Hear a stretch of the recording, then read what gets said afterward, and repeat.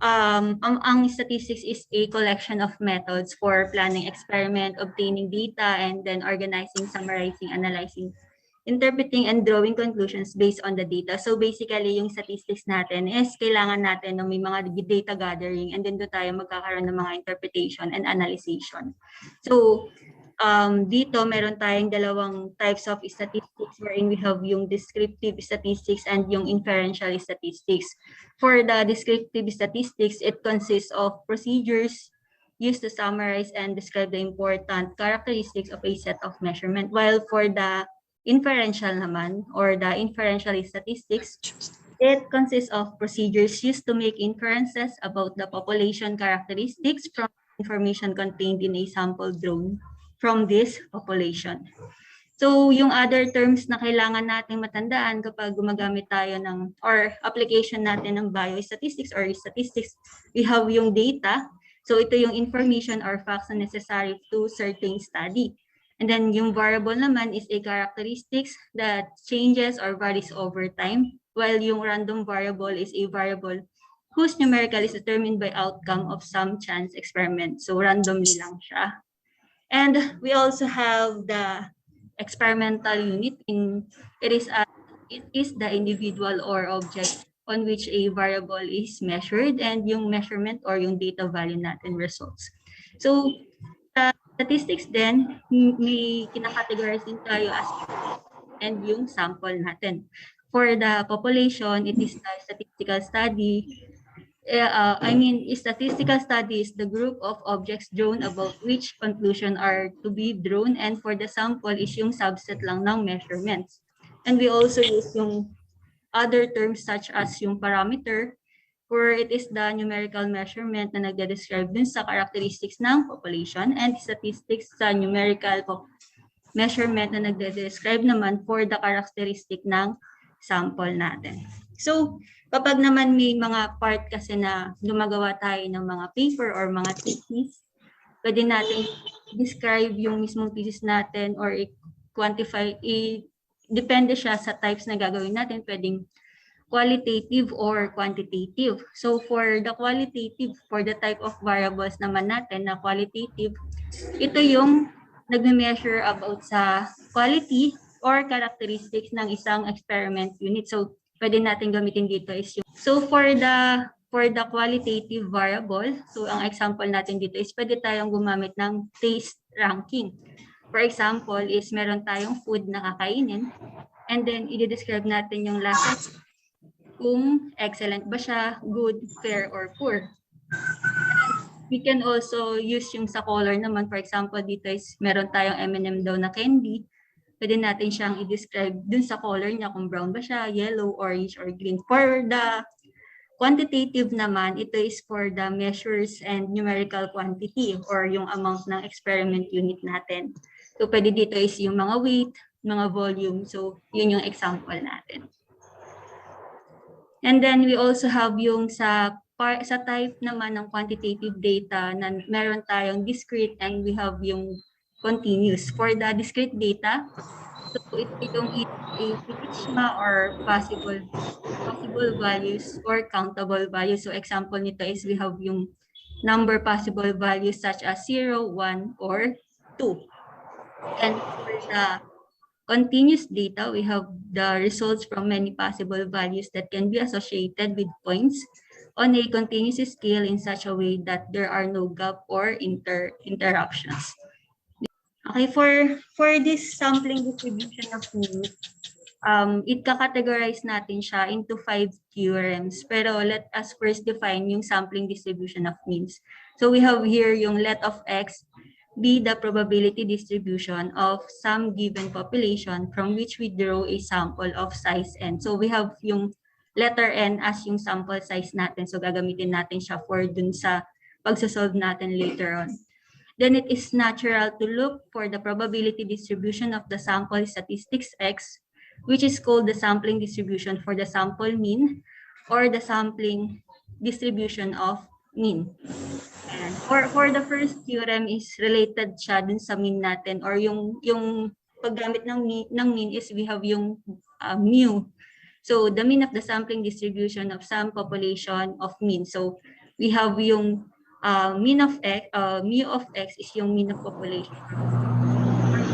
Or equivalent or mean natin. Then for the second theorem naman, it is the population category naman nito is yung population natin is infinite and the sampling is random, or if the population is finite and the sampling is with replacement. Then the variance of the sampling distribution of means is denoted by sigma squared. Yung sigma squared naman natin is ginagamit siya as population variance. So kapag naman yung sigma squared natin is in-square root natin, so makakancel na yung squared natin, yun na yung standard deviation. So kapag meron tayong sigma squared population variance, kapag sigma lang siya, standard deviation. So dito, we have yung x minus mu squared is sigma squared x is equal to sigma squared over ng n. So kapag naman kukunin natin yung standard deviation nito, kailangan lang natin siyang i-square root, or for the value of the standard deviation, we have yung standard deviation, or which is sigma is equal to 6. Yan, sigma over yung square root of n para makakuha natin yung standard deviation naman siya. But for this theorem, ang pinakita dito is population variance. And then next, medyo yung Theorem 2 natin is similar with the Theorem 3, which meron din tayong meron tayong standard deviation or yung population variance natin, and we also have yung n, which is yung sample variance, sample size natin. So for dito naman, for the have naman yung capital letter N, which is symbolized dun sa population size natin or yung lot size natin. So here we have if the population is of size n, if sampling is without replacement, kung dun sa theory natin number 2 is with replacement, for this theorem number 3, we have yung without replacement na siya. And if the sampling, if the sample size is n less than or equal the capital N, then the previous equation is replaced by this equation. So yung kapag daw yung sample size natin is less than or equal sa lot size or population size natin, and without replacement naman siya, so theorem 3 ang gamitin natin. So for the theorem 3, we have yung sigma squared x is equivalent dun sa sigma squared over the n natin multiplied by the n minus n over ng n minus 1. Okay, so later may mga ipapakita rin ako na problems na isusolve natin, and gagamitan natin ng from theorem 1 to 5. And then for the theorem 4 naman, so for the theorem 4, if the population from which the samples are taken is normally distributed, so normal distribution naman dito, and given naman yung mean niya or yung mu niya, and we have yung variance which is yung sigma x, then the population mean, so correction lang to, population mean is normally distributed with mean and variance which is yung sigma squared over n. Okay, so paano ba siya ginagamit yung lahat ng theorem from 1 to 4? Kasi yung theorem 5 nakabukod siya. Yung theorem 5 is about the z distribution, which is i-discuss natin later. So dito muna tayo focus from 1 to 4 for this problem. Let's say ito yung problem na dapat natin i-solve. As in a recent SAT, the mean score for the examinees was 1,020. Assume that the distribution of SAT scores of all examinees is normal with a mean of 1,020 and the standard deviation of 150. Let X bar be the mean SAT score of a random sample of certain examinees. Calculate the mean and standard deviation of X bar and describe the shape of its sampling distribution when the sample size is B is 15 and C is 1,000. So for this problem, given na yung mean natin. So sa problem natin, which is yung mean natin is equivalent sa 1,020. And also, dun sa problem natin, given na din si standard deviation, which is we have yung 153. So ang scenario lang naman natin dito is we have 3 different values of the X bar or yung sampling distribution of the X bar natin. which is we have yung 16, 50, and 1,000. So dito, para makuha natin yung value niya, yung value ng sigma x bar, ito yung formula natin kanina. Yung mean natin, mean of x and mean is equivalent lang din siya sa 1,020, which is given na sa problem natin. While for the sigma x bar is equivalent dun sa formula natin na yung sa variance, sabi ko nga kanina, para makuha mo yung standard deviation, we need to apply it as a square root para makuha itong sigma x bar natin, which is equivalent sa formula na sigma over the square root of n. So for letter A, ang given natin for yung sample size natin is 16. So we have here yung 153 na standard deviation over the square root of 16, we have yung 38.253. So same lang din ng process yung gagawin natin for letter B and letter C, since ang papalitan lang natin na value is yung n. Okay? Okay, for this problem, so ganito lang yung approach ng problem natin. Yung problem natin is a normal distribution naman siya. So we have yung middle. Let's say ang middle natin is mean. Or yung average natin. We have yung mu x bar is equal to mu, or yung mean natin which is 1,020, yung middle. And yung given natin kanina na we have yung standard deviation is equal to 153, itong line na to determine yung variation ng population distribution natin. And we also have yung value ng sigma x bar. Ito yung kinompute na natin. So we have yung for the sampling distribution of the x bar, where we have yung value as n as 16.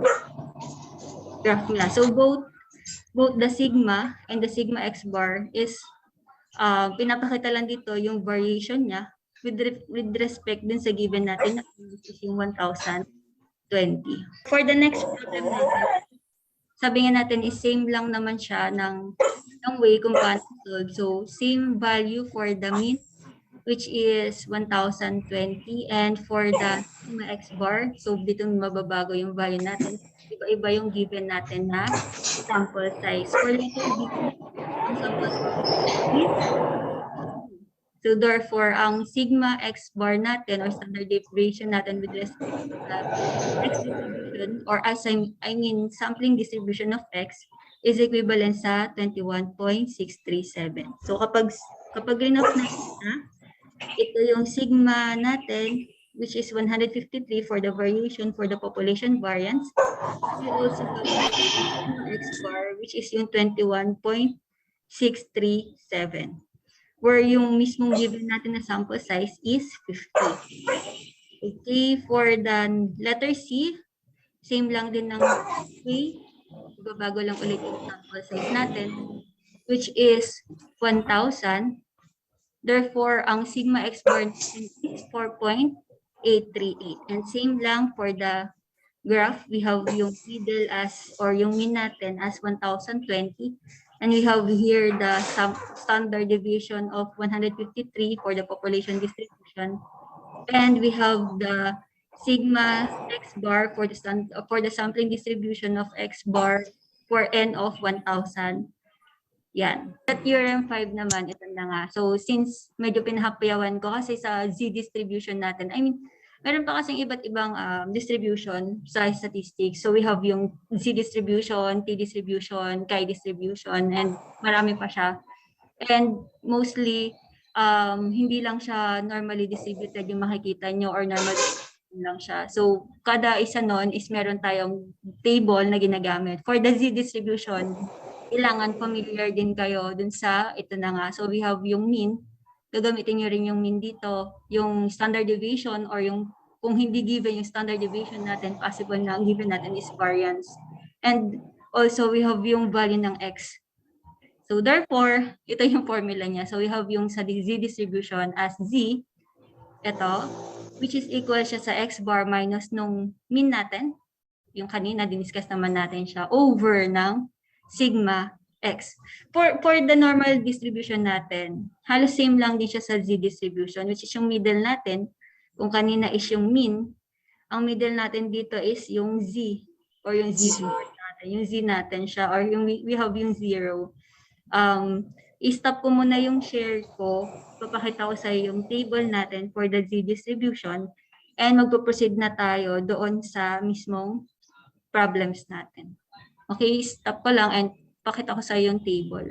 Okay, for our next naman, we have yung dito. Nakikita mo na ba siya? Yung table natin for the z distribution. Yes, ma'am. So we have here yung z distribution. Kanina 'di ba pinakita ko siya as normally distributed. Itong table natin, we have yung as yung middle natin is 0 and yung meron siyang shaded na part, itong part na to. So yung shaded na part, ito yung included doon sa magiging table natin which is given dito sa baba. If yung part na to, yung kukunin natin which is yung not shaded na part, ang gagawin natin is 1 minus nung kung ano mang value kasi diba ang confidence interval natin is normally distributed is we have the 100%. But for this problem or for this table, ang ginagamit niya is hindi na siya naka-percentage or dinivide na siya into percentage. Kaya meron tayo dito 0.00 or we have yung 1, which is yung 1 yung kabuuan nito or yung equivalent sa 100% natin. So, for example, ang hahanapin natin na value ng z distribution natin is, for example, we have yung 1.2, which is nandito pa rin siya, included pa rin siya sa table natin. Ito na yung, 1.2, let's say 1.2 ang kailangan nating hanapin. So, dito, hindi natin siya pwedeng makuha kasi we have dito is yung 1.2 and then 0.05. So, itong tapat nito is 1.25 kasi ang pinaka nasa taas natin na z is 0.05. So, yung dito sa side na to, itong first column natin is yung point natin and itong row natin, yung first row natin is i-add natin dito sa first column. Let's say yun nga, yung 1.2 dito sa isa pang table natin. Ayan. So, we have yung 1.20 or 1.2. So, ang equivalent daw ng 1.2 sa z-table natin is 0.88493. And let's say naman ang kukunin natin is 1.44. So, we have here yung 1.4. So, kailangan natin ng 0.04. Ito yung katapat niya, 0.04. 1.4 hanggang 1.44 is we have yung 0.92506. Okay? Ayan. So, ganyan lang siya. Dalawa yung table natin. So, we have yung range niya. Yung unang table is we have yung from 0.00 hanggang 0.04 na row.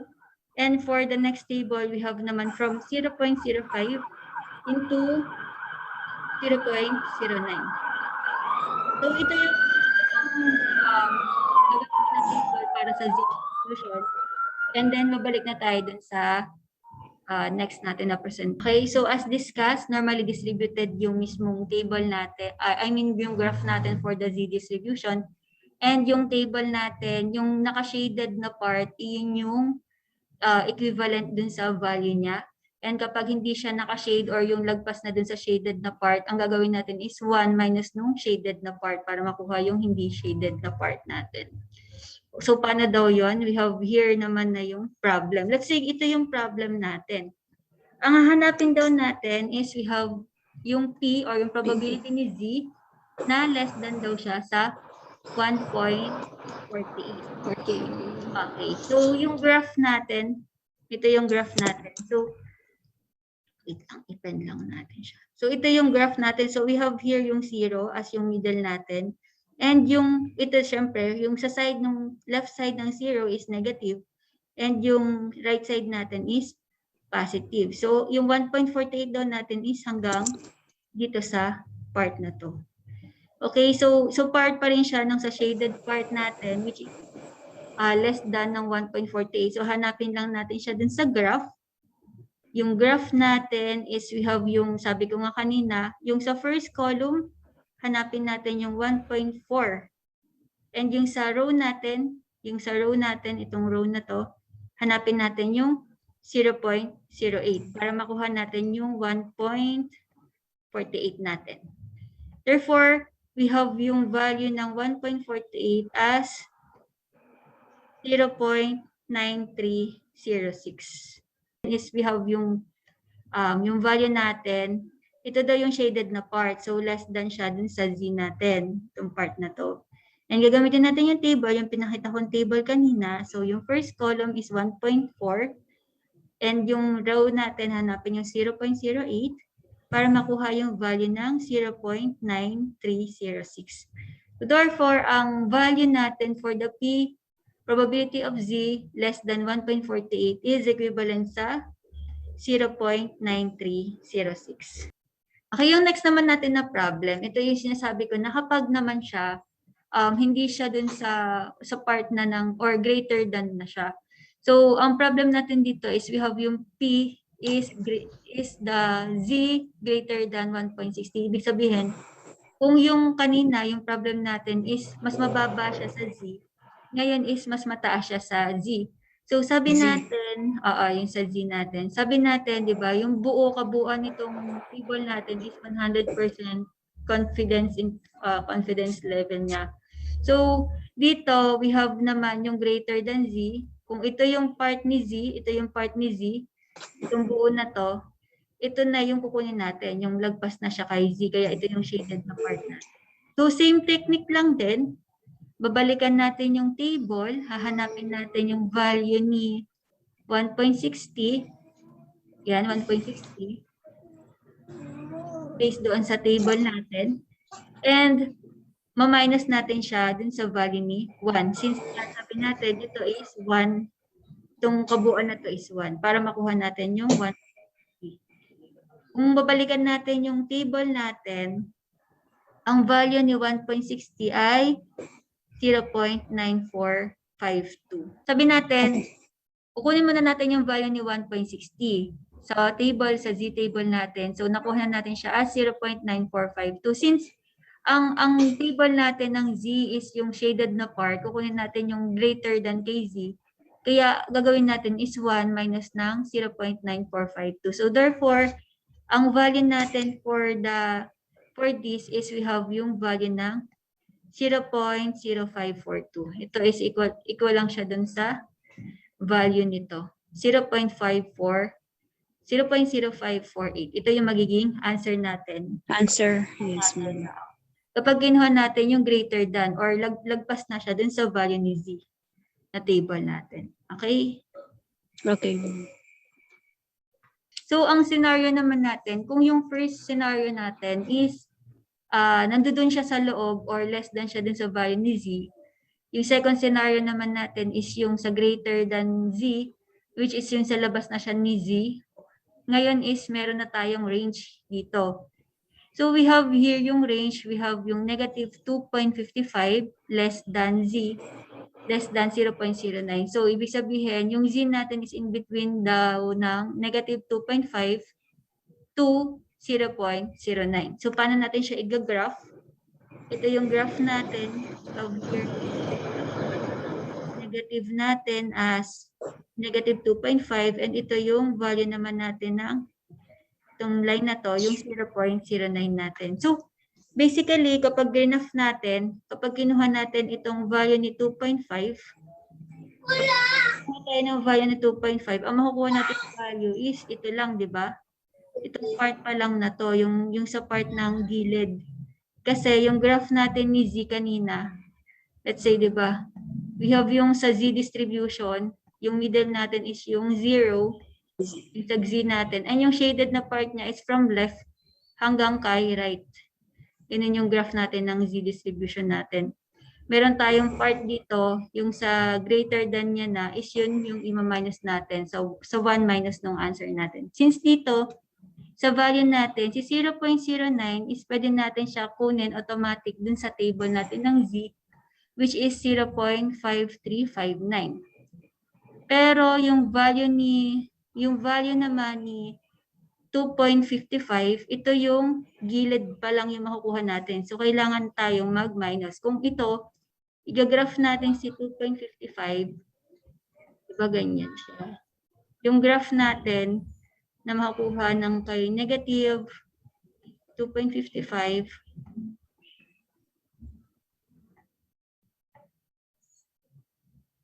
Negative 2.55 is ito yung graph na makukuha lang natin. Para dun sa value nitong 0.099461. So para makuha natin yung lagpas sa 2.55, kailangan natin siyang i-minus. From 1, minus nung 0.9461. Kung bakit naging ganon. Kung bakit kailangan natin siyang mag-minus ng 1 minus nung sa table natin. Kasi yung kapag kinuha natin siya sa graph ng Z, since ang Z natin is included na yung buong left side natin, kailangan natin magbawas nung less than dun sa 2.55. Kasi yung greater than 2.55, yun yung dapat natin makuha sa graph. Hello, ma'am. Ask ko lang, ma'am, yun 0.99461, hindi na yan siya mag-run off? Yan lang ang... Ito yung sa table natin. Ito yung sa table ng Z distribution natin. So, wait lang, stop share ko lang. Pakita ko lang yung ito yung new share na lang. Kita mo ba ulit yung table? Kita mo na yung table natin or hindi pa? Table ng distribution. Yes, ma'am. Ano yung hinahanap natin? 2 point? 2. So, dito, sabi natin, ang Z natin is, balikan natin yung sa taas. So, yung graph natin, lahat ng value ni Z is included sa left side. Diba? Ito yung graph natin ng Z. Since kailangan natin makuha yung lagpas, so mayroon tayo dito ikakat kasi mag-start lang tayo ng 2.55 pataas. So, magwa 1 minus ng answer tayo. So, yung 2.55 mo na ihahanap niya. Ano ba yung value ni 2.55? So, dito is, makukuha ba natin siya? Hindi, kasi we have yung first row ng 0.04. So, dun tayo sa next table natin. So, we have yung 0.5. Ayan. So, 2.5, 2.55. Hanapin muna natin yung 2.5 sa gilid, which is ito. Diba? We have yung 2.55. And hanapin natin yung 0.5. So, itong 2.55 natin is 0.9941. Okay, nakuha yun? Yes, ma'am. Okay. So, balik na tayo dun sa isa nating table ulit. Ayan. So, balik na tayo dito. Yun na nga. So, nakuha natin yung 0.9461461 dun sa table natin kanina. And we have yung 1 minus ng 0.941 as 0.054. Kasi greater than 2.55 yung kukunin natin na range, itong part na to. Pero yung sa 0.09 as is lang siya kasi yung value naman nito is including naman na siya dun kay Z distribution natin. Ayan. So, ang magiging value natin dito, yung value ni 0.539 ng 0.09, ima-minus natin kay 0.054 para makuha yung value ng 0.5305, which is yung value natin for this problem. Yung answer natin. Or yung probability ng Z, where we have yung 0.09 minus the probability of Z less than negative 2.55. So ito pa lang 0.255 natin. So kung kapag nag-minus na tayo, kung hindi yung magiging grade, di ba ito na yung 1 minus ng answer natin, minus nung naging answer natin. Ang magiging graph niya na is starting na ito sa part na to. Itong part na to. Hindi na yung shaded part ng 2.55. Okay, ito lang siya, so hindi ko na ito di-discuss. Yung ano na lang. Ito naman. So, paano naman kapag yung problem natin is we have yung given na siya. So for number 6, we have naman dito sa problem as let x be a normal random variable with mean of 10 and standard deviation of 2.5. Compute the following probability. So meron tayo dito given na x as less than 14 and yung range natin as 8 less than x, less than 14, or we have yung range from A to 14. So possible dito sa letter B natin is we have yung 2 na x natin or yung x na value natin. While for the letter A, we have yung isa lang.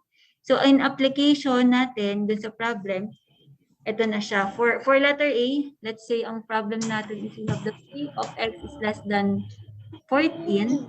So application na ng formula natin. Yung formula natin. So yung 14 is for the value of x. And yung mean natin is we have yung 10. And the standard deviation is, ano ulit yung given natin standard deviation? 2.5. So given na 2.5. So therefore, ang hahanapin natin is yung value na P of Z na less than sa 1.60. So kapag ganito, babalik lang ulit tayo dun sa kanina na ginawa natin, which is hahanapin natin siya sa table. So sabi natin, yung value ni Z is 1.60. So balik lang tayo dun sa table, hanapin natin yung 1.60, and makukuha na natin yung value ng 0.9452. Okay, for the next naman natin na problem, so application pa rin ng Z is equal to yung sa value na. We have yung formula as Z is equal to X minus ng mean over ng standard deviation natin. So for the standard deviation, we have naman dito as yung X natin is we have yung X 8 at yung 14 natin. So kailangan natin makuha yung range. So paano natin siya makukuha yung value ng Z? Isa-substitute lang natin. Yung sa first is we have yung 8 as X minus yung mean natin, which is yung 10 over the 2.5 for the standard deviation. And then same lang din sa isang side naman natin is we have yung 14, which is yung X natin minus ng mean natin na 10 over the 2.5. So makukuha natin yung range natin ng Z as 0.82, negative 0.80 to 1.6. So hahanapin natin yung value ulit ni 0.8, negative 0.8 at ni 1.60. Pero same scenario with the number 3 problem. Since yung 0.8 natin, itong negative 0.8 natin, kapag kinuha natin kay Z, is itong part na to yung makukuha natin. So kapag hinanap mo siya sa table, magma 1 minus nung answer ka ulit ng table nito. Sa table na 0.8. While dito naman, as is lang siya sa 1.6. As is lang kung ano yung makukuha mo sa table ng Z distribution natin. So therefore, we have yung value ng 1.60 as 0.9452.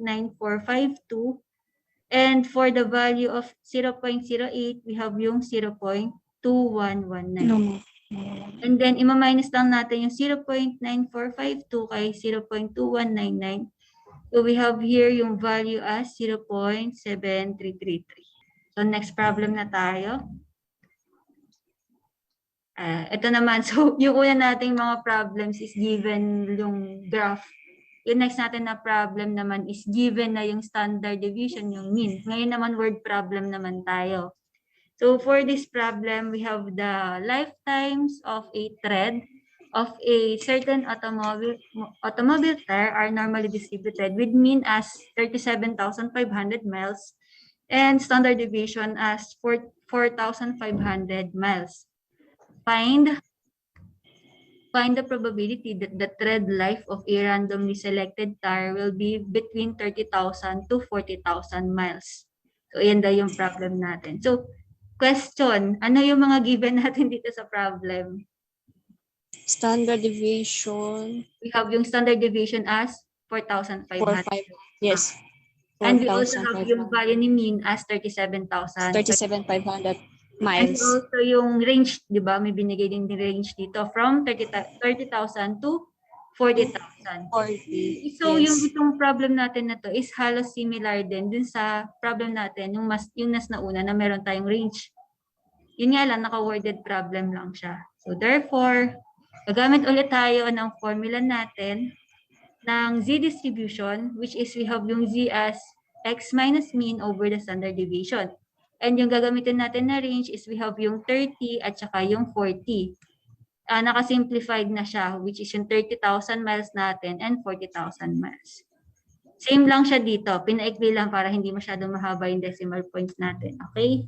So, Yes, ma'am. ayun, yung 37,500 naging 37.5, yung 4,500 natin is naging 4.5, yung 30,000 natin is naging 30, and yung 40,000 natin naging 40. So, nag-divide lang naman tayo dyan. And same lang sa previous problem. May ano, ma'am. Yes. Okay, sige. Di ba, ma'am, 4,500 miles? Ano na yan siya, ma'am, 4.5. 4.5. Ayan, given na dito. So, dinivide lang halos lahat. So, para nakasimplify lang siya itong sa given natin. So, we have yung unang range natin, gagamitin natin yung value ni 30 sa x natin. So, 30 minus ng mean natin, which is 37.5 over the 4.5. Yung 4.5 is yung standard deviation. So, makukuha Yes, na ma'am. natin yung value natin ni z as negative 1.67 kapag ginamit daw natin yung 30 or yung 30,000 miles natin. Next naman natin, for the range naman, we have yung x as 40 or yung sa 40,000 miles natin. And yung mean natin is 37.5 and we have yung standard deviation ulit na 4.5. Makukuha natin yung value as 0.56. 56. Ayan. So, ang range natin ng z natin is from negative 1.67 to 0.56. So, babalik ulit tayo sa table.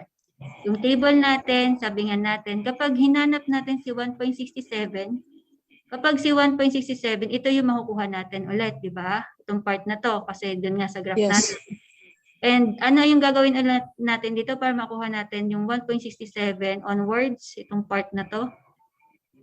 Yung shape, ma'am. Itong shade na to, itong part na to. Kasi kailangan natin 1.67. Ima-minus natin siya. So, yung 1 minus nung makukuha natin yung value sa z distribution ni 1.67, which is makukuha na natin itong 0.0475. Okay? And then, for the 0.56 naman, itong part na to, 0.56 natin, since ang graph ulit natin ni z distribution is nag-start kay left, so itong buo na to is makukuha niya na or masasakop niya na. So, we have yung 0.7123. Ito lang yung nasa table natin ng z-distribution na value ni 0.56. And same lang dun sa process natin, ma-minus lang natin si 0.7123 kay 0.0475. We have yung 0.6648.